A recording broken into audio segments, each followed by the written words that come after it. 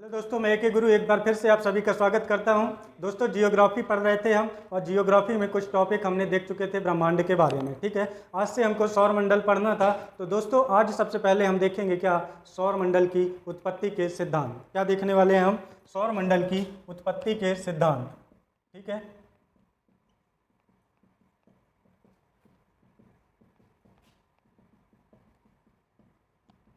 किस तरह से ग्रहों का निर्माण हुआ, ये सब हम आज देखने वाले हैं। ठीक है, तो आइए चलते हैं और देखते हैं कौन कौन से सिद्धांत हैं। तो दोस्तों, पहला सिद्धांत है अद्वैतवादी। कौन सा? अद्वैतवादी।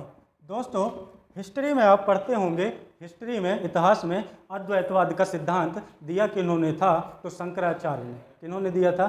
शंकराचार्य ने। और वो क्या कहते थे कि परम ब्रह्म है, एक ही ब्रह्म है। ठीक है, परम ब्रह्म है, एक ही ब्रह्म है, उनका कहना था। ठीक है, तो सेम यही अद्वैतवाद का सिद्धांत कहता है कि एक तारा था, उसी से क्या हुआ? ग्रहों का निर्माण हुआ। ठीक है, से ग्रहों का निर्माण हुआ। तो अद्वैतवाद सिद्धांत को ही हम किस नाम से जानते हैं? एक तारा के सिद्धांत के नाम से जानते हैं। ठीक है, एक तारा के सिद्धांत के नाम से जानते हैं। पहले वैज्ञानिक थे कांट। कौन थे? कांट। ठीक है दोस्तों, ये क्या कहते हैं कि एक समय ऐसा था जब सभी कण क्या थे? शीतल थे, कठोर थे और स्थिर थे। सभी कण, एक समय ऐसा था जब कण क्या थे? कठोर थे, शीतल थे और स्थिर थे। ठीक है, कठोर थे, शीतल थे और स्थिर थे। ठीक है, गुरुत्वाकर्षण के कारण, आप सभी जानते हैं गुरुत्वाकर्षण है, गुरुत्वाकर्षण के कारण सब एक दूसरे से टकराने लगे। ठीक है, कौन टकराने लगा? हमने बताया कि आकाशगंगा में 100 अरब तारे हैं, उन्हीं को आद्यगण कहा गया, और वही क्या होने लगे? टकराने लगे। टकराने के दौरान एक तारे का कुछ भाग टूटा, जिससे क्या हुआ दोस्तों? जिससे हुआ ये कि ग्रहों का निर्माण हुआ। ठीक है दोस्तों, लेकिन इनकी आलोचना कैसे होती है कि अगर सभी कण अगर स्थिर थे तो फिर गति कैसे उत्पन्न हुई? गति कैसे उत्पन्न हुई? ठीक है, एक क्वेश्चन तो ये बनता है। दूसरा क्वेश्चन क्या बनता है कि टकराने के दौरान दोस्तों, जैसे आप किसी से अगर एकदम से टकरा जाएं, तो अगर अच्छी तेज दौड़ रहे हैं तो गति आपकी क्या हो जाएगी? धीमी हो जाएगी। तो टकराने के दौरान गति धीमी होती है, ना कि गति बढ़ती है। और ये क्या कहते हैं कि सभी ग्रह क्या स्थिर थे, और गुरुत्वाकर्षण के कारण क्या करने लगे? एक दूसरे से टकराने लगे, जिसके कारण उनकी गति में वृद्धि हुई, और फिर ये टूट कर क्या हुआ? ग्रहों का निर्माण हुआ। ठीक है, तो टकराने के दौरान दूसरी कमी क्या है कि टकराने के दौरान गति कम होती है, ना कि बढ़ती है। कम होती है, ये कमी थी। ठीक है, कम होती है। ठीक है, इस वजह से इनकी परिकल्पना को क्या कर दिया गया? खारिज कर दिया गया। ये क्या थी? परिकल्पना थी, कल्पना थी। ठीक है, कल्पना आप सभी करते होंगे, कल्पना, वही कल्पना थी। ठीक है, फिर आए इन्हीं के शिष्य आए एक, कौन? लाप्लास। कौन आया? लाप्लास आए। ठीक है, इन्हीं के शिष्य। सेम सिद्धांत था। क्या था कि सभी आद्यकण क्या कर रहे थे? कठोर थे, स्थिर थे, ठीक है, और शीतल थे। सभी में क्या हुई? गति हुई गुरुत्वाकर्षण के कारण, और टकराने से उनकी गति, क्या बोला था इन्होंने कि टकराने से गति बढ़ी। लेकिन ये आके क्या कहते हैं कि सभी कण जो हैं वो शुरुआत में ही धीमी धीमी गति करते थे, और वो शीतल नहीं, कैसे थे? गर्म थे। कैसे थे? गर्म थे, और गर्म होके जब ठंडे हो रहे थे तो उनमें संकुचन हुआ। आप सभी जानते हैं कि जब कोई चीज़ गर्म होती है तो फैलती है, और जब वो सिकुड़ती है तो पास आती है। ठीक है, तो संकुचन हुआ, जिससे उनके आकार में कमी आई, और वो उनकी गति क्या हो गई? तीव्र हो गई। क्योंकि छोटी चीज़ें तीव्रता से गति करती हैं, और बड़ी चीज़ें कम तीव्रता से गति करती हैं। ठीक है, ये इन्होंने कहा, सेम बात इन्होंने भी कही। ठीक है, बस थोड़ा सा चेंज कर दिया गया जो इनकी कमियां थी। तो गति कैसे उत्पन्न हुई? तो ये क्या बोल दिए कि गति उत्पन्न हुई इससे कि वो पहले से ही गति कर रहे थे। ठीक है, उत्पन्न नहीं हुई, वो पहले से ही गति कर रहे थे। दूसरी कमी क्या थी कि टकराने के दौरान गति कम होती है। तो इन्होंने कहा कि वो टकराए नहीं, हुआ क्या था कि वो संकुचन हुआ, और संकुचन के दौरान उनकी गति क्या हो गई? बढ़ गई। ये इनका कहना था। लेकिन दोनों की ही एक कॉमन कमी थी दोस्तों कि अगर इससे ही इनका निर्माण हुआ है, इससे ही एक तारे से ही सभी ग्रहों का निर्माण हुआ है, तो इन ग्रहों की संरचना इन तारों के समान होनी चाहिए। जैसे आपके पीढ़ी दर पीढ़ी जीन ट्रांसफ़र होते हैं, जीन ट्रांसफ़र होते हैं, डीएनए ट्रांसफ़र होता है, आप जहाँ से आए आपका डीएनए मैच किया जाता है, ठीक है। तो जब इनका डीएनए मैच किया गया तो नहीं पाया गया, नहीं प्रूव हुआ कि ऐसा कुछ हुआ होगा, ठीक है, ऐसा कुछ हुआ होगा। तो इन दोनों ही परिकल्पनाओं को क्या कर दिया गया, खारिज कर दिया गया, यानी अद्वैतवादी लोगों का एक तारा सिद्धांत पूरी तरह से निरस्त कर दिया गया। जब ऐसे सवाल उठने लगे तो जो आगे के वैज्ञानिक आए, उन्होंने क्या कहा, उन्होंने कहा कि कुछ अच्छा करना पड़ेगा, कुछ अच्छे रीजन देने पड़ेंगे। तब आया फिर द्वैतवादी सिद्धांत। क्या आया? द्वैतवादी सिद्धांत, ठीक है। अद्वैतवादी सिद्धांतों में एक सिद्धांत है ग्रहाणु परिकल्पना। क्या है? ग्रहाणु परिकल्पना। एक आया क्या? ज्वारीय परिकल्पना।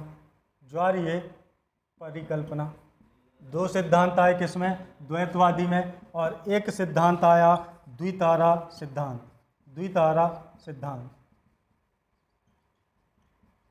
अच्छा, द्वैतवादी है मतलब ये तो खुद दो तारे की बात करता है, ठीक है।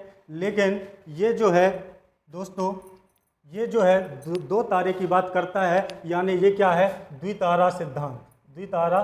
जैसे वो एक तारा था, ये कैसा है? द्वितारा सिद्धांत। इसके ये टाइप हैं। और ये जो है ये दो तारा सिद्धांत है। कैसा तारा है? दो तारा।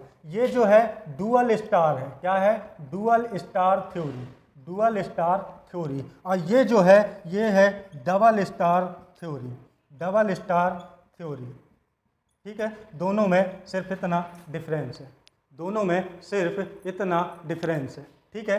तो ग्रहाणु परिकल्पना कहती है दोस्तों, ग्रहाणु परिकल्पना क्या कहती है कि दो तारे थे, इनमें गुरुत्वाकर्षण के कारण इनका कुछ भाग टूटा और बीच में क्या हो गया? ग्रहों का निर्माण हो गया। ठीक है। ये सिद्धांतवाद देने वाले व्यक्ति कौन थे? चैम्बरलिन। कौन थे व्यक्ति? चैम्बरलिन, ठीक है। चैम्बरलिन। और उनके सहयोगी कौन थे? जीन्स थे, ठीक है। लेकिन सेम वही कमी क्या हो गई कि इनके बीच में कैसे गुरुत्वाकर्षण आया, ये कैसे टूटे, ये भी प्रूव नहीं हो पाया, ठीक है। किस तरह से टूटे, इनमें आकार अलग अलग क्यों है, बीच में क्षुद्र ग्रह कैसे आए। जब आप सौरमंडल देखेंगे तो आप पढ़ेंगे बहुत सारी चीज़ें जो अभी हमने यहाँ इंडेक्स बनाया था, ठीक है। अब एक आई ज्वारीय परिकल्पना। कौन सी परिकल्पना? ज्वारीय परिकल्पना, ठीक है दोस्तों। तो बहुत सारी कमियां होने के कारण इसको स्वीकार नहीं किया गया। तब आई ज्वारीय परिकल्पना। ज्वारीय परिकल्पना क्या कहती है कि दो तारे थे, इसके गुरुत्वाकर्षण ज़्यादा था, जिसके कारण यहाँ सौर ज्वाला उठी। सौर ज्वाला कैसे उठती दोस्तों? तो देखिए, ये जैसे एक मोमबत्ती है। क्या है? एक मोमबत्ती है। जब आप इसमें आग लगाते तो ये इस तरह से जलती है, लेकिन हवा चले तो ये इस तरह से फैलती है, इस साइड को झुकती है अगर इस साइड से हवा आई तो ऐसे ही जब ये खींच रहा था तो यहाँ क्या उठी? सौर ज्वाला उठी। और ये सौर ज्वाला फिर टूट कर ठंडी होकर क्या बन गए? ग्रह बन गए, ठीक है। फिर वही क्वेश्चन कि फिर इन ग्रहों की संरचना तारों के समान क्यों नहीं? बार बार वही क्वेश्चन बन रहा था। तो ये वैज्ञानिक आ गए, दो तारा सिद्धांत दे डाले, ठीक है। तो ये वाला सिद्धांत जो है दोस्तों, ये दिया था जेम्स और जेफरीज ने, ठीक है। ये दो वैज्ञानिक थे, इन्होंने दिया था। तो फिर आ गए लिलिटन। उन्होंने बोला कि बहुत सारे सवाल हो रहे हैं, लगता है कुछ अच्छा सोचना पड़ेगा। तो उन्होंने क्या सोचा? देखिए, परिकल्पनाएं हैं, ये कल्पना की जा रही है, ठीक है। लेकिन ये बन गया क्या? सिद्धांत, क्योंकि इसको मान्यता प्राप्त हो गई। ये भी क्या थी? परिकल्पना थी। हमने क्या कहा दोस्तों? हम क्या कहते? देखिए, प्रकृति में क्या उत्पन्न हुआ, कब उत्पन्न हुआ, ना आप देखे ना हम देखे। हम सिर्फ आकलन लगाते हैं, अनुमान करते हैं। वो अनुमान अगर तार्किक है तो सिद्धांत बन जाता है, बहुत ज़्यादा तार्किक है, 10-20 प्रकार से प्रूव हो चुका है तो वो नियम बन जाता है, और अगर वो सिद्धांत भी नहीं, नियम भी नहीं, तो वो क्या रह जाती है, परिकल्पना। क्या रह जाती है वो, परिकल्पना। ठीक है, तो दो तारा सिद्धांत बन गया। क्यों, ये कहता है कि एक ये जो था, एक दो तारे थे, एक था ब्लैक होल, ये तारा इससे टकरा गया, ये ब्लैक होल से, ब्लैक होल के टकराने से ये बिल्कुल ध्वस्त हो गया और ग्रहों का निर्माण हो गया। कहानी ही खत्म। इस तारे से टूटकर इन ग्रहों का निर्माण हुआ। अब आप इस तारे से मैच कर रहे थे, अभी तक आप सूर्य से मैच कर रहे हैं कि सभी ग्रहों की संरचना एक सूर्य के समान क्यों नहीं है, अगर सूर्य से उत्पत्ति हुई है तो। ये आके कह दिया कि सूर्य से हुई ही नहीं है, एक तारा था जो ब्लैक होल से टकराया, टूटा और ग्रहों का निर्माण हुआ। ब्लैक होल अपनी जगह चला गया, गति कर रही है, पूरा ब्रह्मांड गति कर रहा है, ब्लैक होल वहाँ से दूसरी जगह चला गया।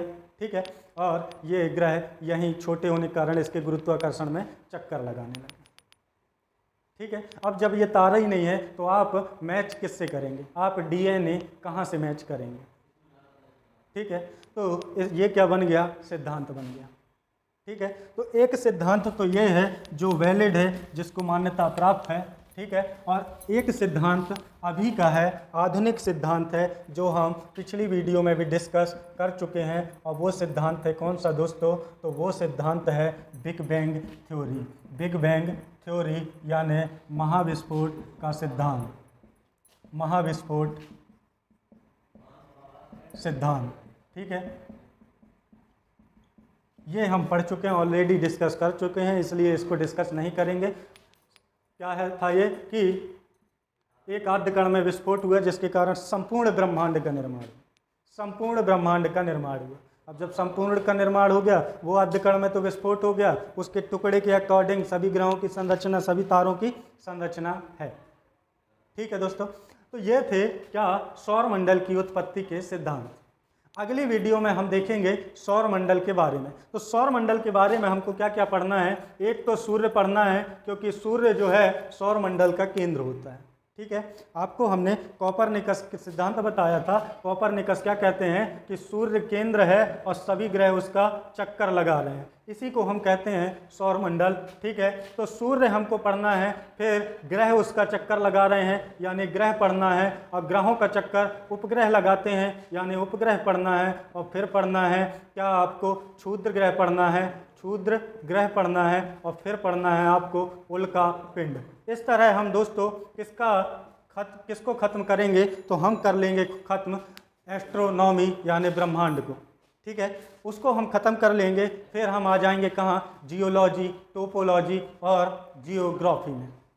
ठीक है, तो हमको इतनी चीज़ें अगली वीडियो में देखना है, उसके बाद हम पहुँच जाएंगे कहाँ, पृथ्वी का अध्ययन करने। ठीक है दोस्तों, तो मिलते हैं अगली क्लास में अगले टॉपिक के साथ, तब तक के लिए अलविदा, धन्यवाद।